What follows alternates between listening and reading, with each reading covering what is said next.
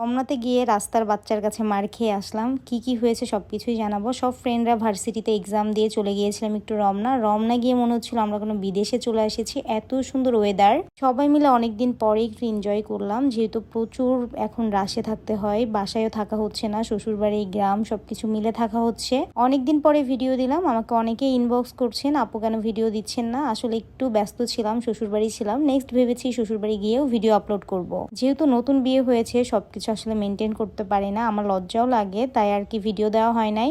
ওই দিন গিয়েছিলাম এক্সাম দিতে, আর এক্সাম দিয়েই আমরা গিয়েছিলাম একটু রমনা শিল্পকলাতে। আসলে মন মানসিকতায় কিছুই ভালো থাকে না, খুব টেনশনে থাকি, অসুস্থ। ভাবলাম সবাই মিলে একটু ঘুরে আসি, আর সবাইকে অনেক অনেক ধন্যবাদ এত সুন্দর একটা ডে দেওয়ার জন্য।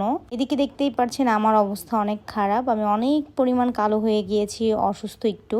হরমোন হিমোগ্লোবিনে একটু সমস্যা, ব্লাডে একটু ইনফেকশন হয়েছে, দ্যাটস ওয়াই এরকম অবস্থা হয়েছে। সে কেউ আবার উল্টাপাল্টা কথা বলবেন না, নতুন বিয়ে হলে সবাই একটু অসুস্থ হয়ে যায়, কেউ আবার অনেক সুন্দরও হয়। এই তো ফাইনাল আমরা শিল্পকলায় চলে আসলাম, আর এখানে আর্মিদের ধাওয়া খেলাম, মানে একটু আর্মিদের সাথে মজা টজা করে দেন। শিল্পকলা থেকে আমরা অনেক কিছু খেলাম, আর এদিকে আমাদের টুকাই বান্ধবী আমাদেরকে জাম টুকিয়ে দিচ্ছে, মানে যে একজন থাকে না গ্রুপে সব ফ্রেন্ডদেরকে অনেক বেশি কেয়ার করে, আর সেটা হচ্ছে মুন্নি একা আমাদেরকে খুঁটে দিচ্ছিল জাম, আর আমরা সবাই মজা করে খাচ্ছিলাম। ধন্যবাদ মুন্নি তোমাকে। গাছের ফল টাটকা টাটকা খেতে যে কি মজা হচ্ছিল, আর এখানে মিস করতেছিলাম একটু লবণ আর মরিচ থাকলে আমরা সবাই মাখিয়ে খেতাম। শিল্পকলা থেকে ডাইরেক্ট চলে আসি রমনা এসে প্রথমে এই ফুলগুলা দেখলাম, আর ফুলগুলা খুবই সুন্দর লাগছে।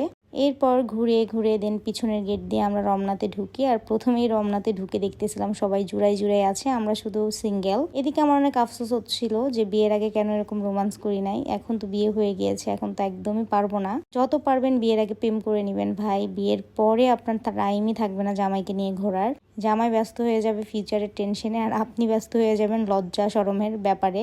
সো বিয়ের আগেই যত পারবেন তত ডেট করবেন, ঘুরে নেবেন। আর এদিকে একটা বাচ্চার হাতে তো আমরা হ্যারাস হই, মানে এই বাচ্চাটা বারবার কাঁঠাল গাছে উঠতেছিল, আর আমরা বলছিলাম এই বাচ্চা নামও পড়ে যাবে, হাত পা ভেঙে যাবে, আর ও তো বিচ্ছিরি বকা দিচ্ছিল। এদিকে পুরো রমনাতে আমাদেরকে এভাবে করে লাঠি দিয়ে ধাওয়াচ্ছিল, মানে প্লে জোনের ওই সাইডটাতে।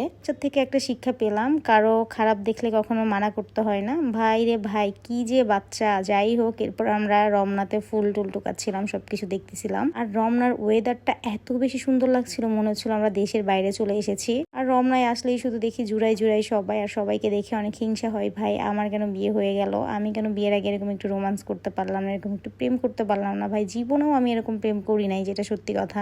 একটু রেস্টুরেন্টে গিয়েছি, খেয়েছি দিয়েছি, বাসায় চলে এসেছি, বাট এরকম ওপেন প্লেসে রাস্তার ঘাটে গাছের নিচে কখনো প্রেম করা হয় নাই। বাট এটা দেখে আমার খুব আফসোস হচ্ছিল।